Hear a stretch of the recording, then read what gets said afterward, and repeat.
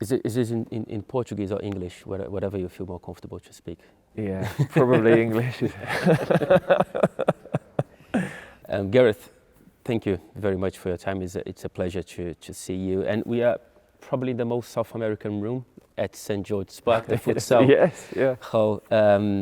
We used to think that we had the bragging rights of the most skillful players in the planet, but it seems that you guys are producing more and more and more of them throughout the years. Is this room, is this training ground maybe perhaps the reason? Well, I mean, I still think you have some amazing players as we saw in March, but we're definitely producing better technical players. Futsal isn't as big as it would be for you, but some of our players play. Some of our players would play perhaps in when they're growing up in outside in small courts, cages. The five-a-side. Yeah, yeah. So that way of just play, kids playing and developing skill, strength, is certainly something that some of our young players have experienced. And then youth development in our country there's been a lot of change in how clubs develop players. The level of coaching has improved a lot, and diversity of our team as well, our country, has changed profile of some of our team as well. So yeah, lots of things have gone on. Not all of it in here, but also with the national teams, you know, our junior teams having success at junior level has helped give confidence to our players, I think. You have worked with different age groups of players throughout your career. Is it hard to find, is it a fine line between giving freedom and giving tactical responsibilities for young players? Yeah, I think a team needs a framework, and it allows the individual talent to come out. So if there isn't structure, if there isn't guidance, then you have chaos, and chaos is okay in some instances, but on a football pitch it doesn't normally help you to win matches. So I think you're always trying to find the balance of a clear understanding. I think players like to know what's expected of them, but also you want the players to bring their individual talent, their individual skill, which is why you pick them in the first place. Mm-hmm. So that's something we're very conscious of, and probably with the young ones that work with us for the first time, we probably talk to them less and allow them to be themselves a bit more, because I think there's so much they're thinking about anyway that as a coach sometimes you don't want to put too much in their head. You have 8 years as England manager in September. Are you more confident? Are you less confident than when you started? Do you question yourself as often? I'm more confident, because when I started I had 150 games as a manager in the Premier League mainly. Then some time with the under-21s, so quite inexperienced really for a national team. Now I've nearly another 100 games, 4 tournaments, a European final, a World Cup semi-final. There's only a World Cup final that I haven't managed in. So of course you gain understanding of the game by coaching for 8 more years. You understand the big occasions, what's required. And of course, every day as a coach you learn. You know, our league has some of the best managers in the world, some of the best coaches in the world. So every Saturday you can learn tactically small details that help your knowledge and your understanding of the game and help you to improve as a coach. Has your life changed a lot? Like, can you, I don't know, go to the supermarket nowadays without being asked for a selfie? That's more difficult. In some respects, my life has changed, because I would have to think about, you know, where am I going, how am I getting there, what should I wear? Usually a cap. But in other respects, it hasn't changed at all, because I have my family. I go back to Yorkshire. I walk the dog. I get out the way. So I'm not looking to be in public all the time. But yes, generally has my life changed?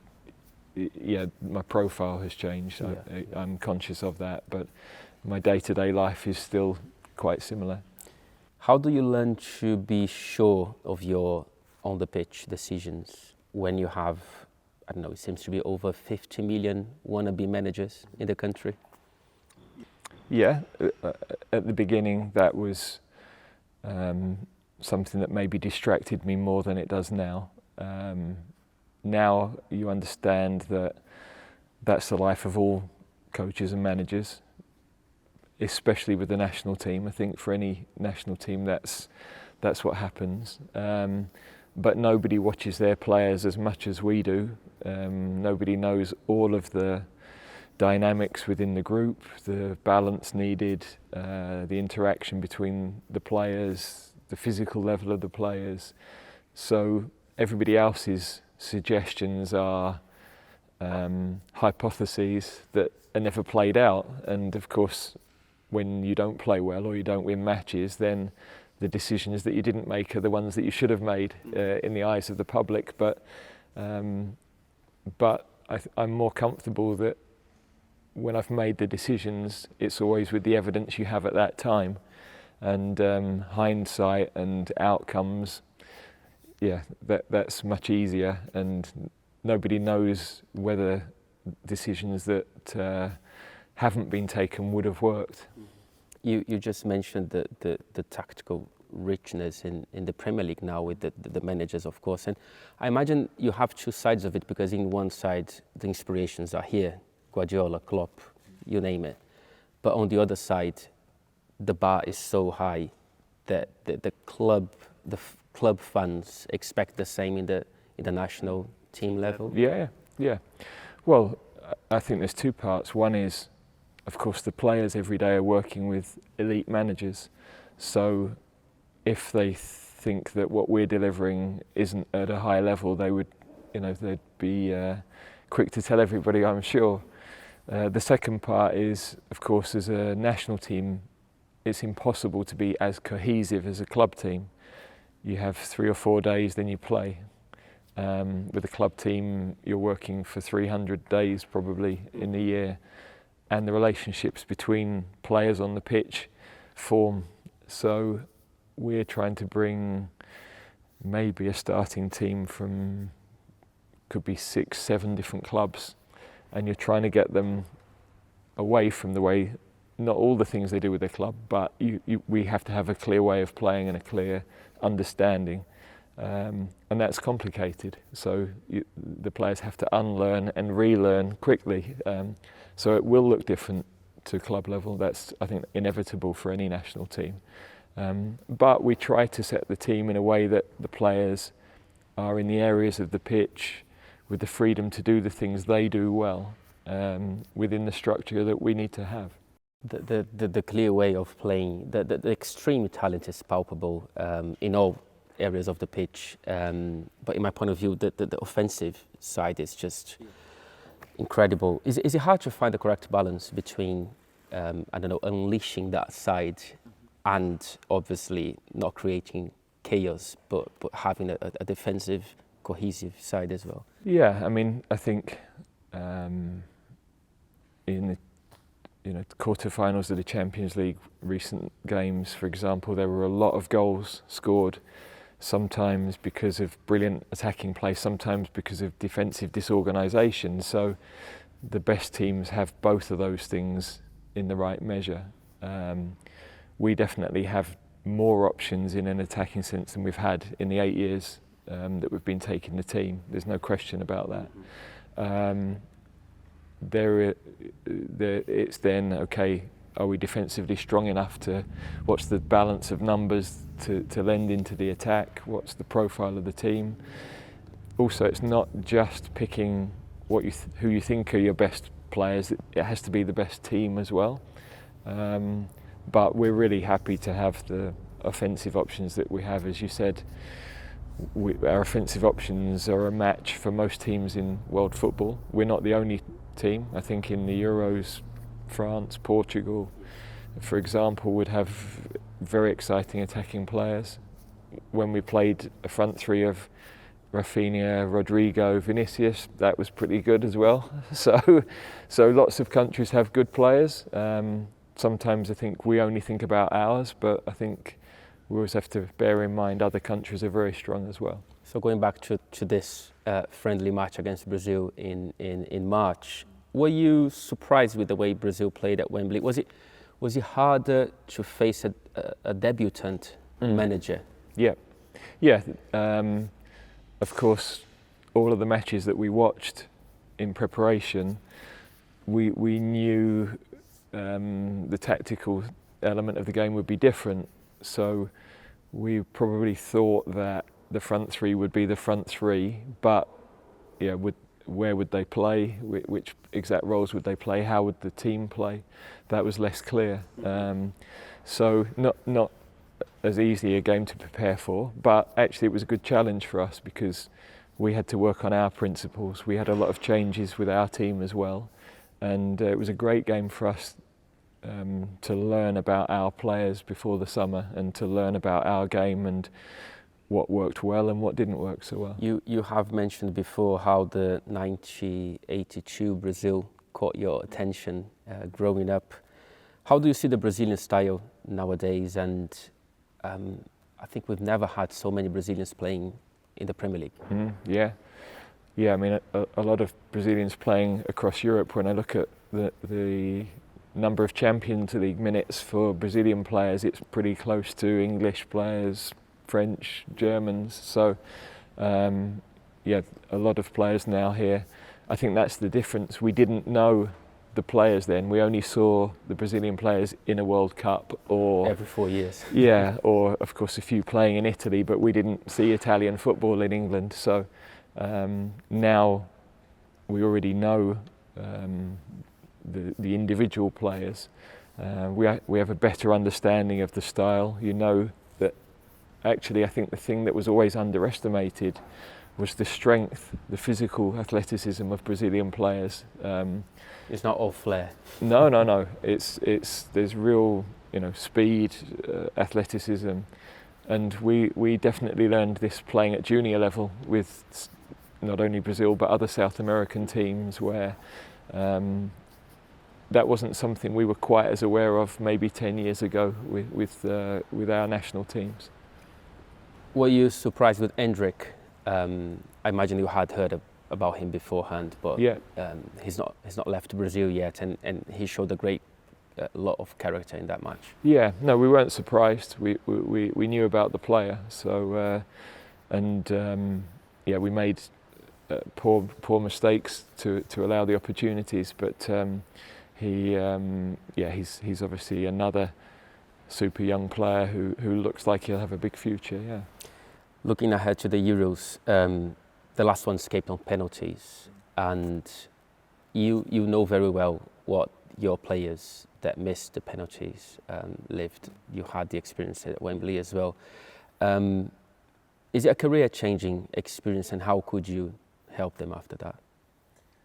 Yeah, the only way to help was to support, was to try to frame the right way to take the experience forward. And of course, everybody's life after that goes in different directions. If you look at the three players, their careers are all completely different since then. Not, in my opinion, not because of what happened that night.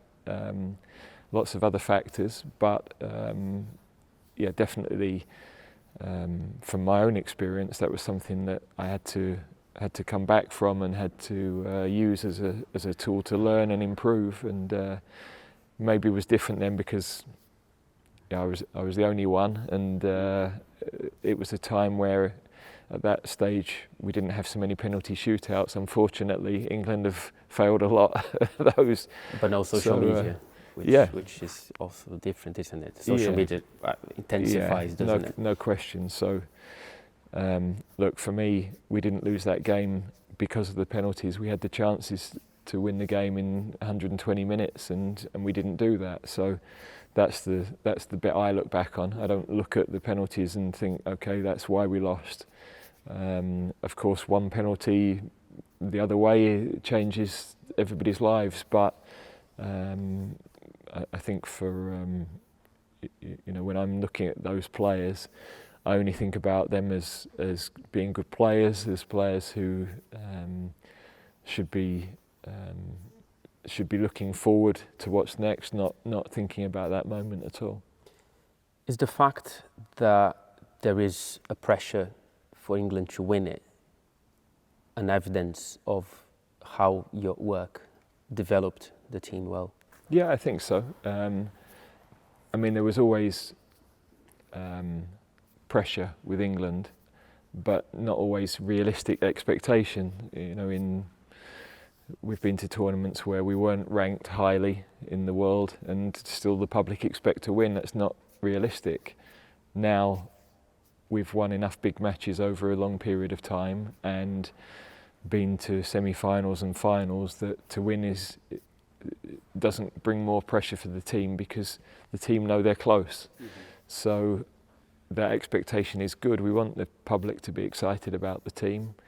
Of course, we have to deliver that, but that's what big football matches are about, big jobs are about. So the nice thing for us is we know we can do it. We've been so close that we know it's possible to go one more step. What you have to do is deliver that during that month. You have to play well during that month and deliver the big moments at the big times. The last one, is it true that you're learning German?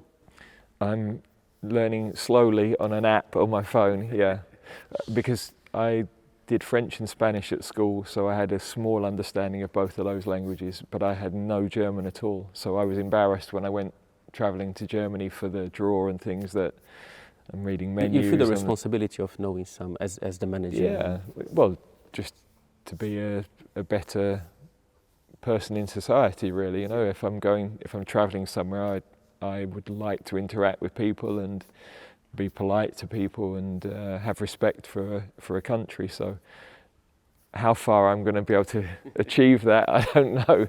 But we're having a go and the vocabulary is slowly building. So next time I invite you over to Rio, I'll ask you some words in Portuguese then. Thank you. Thank you, Gareth. Thank you very much.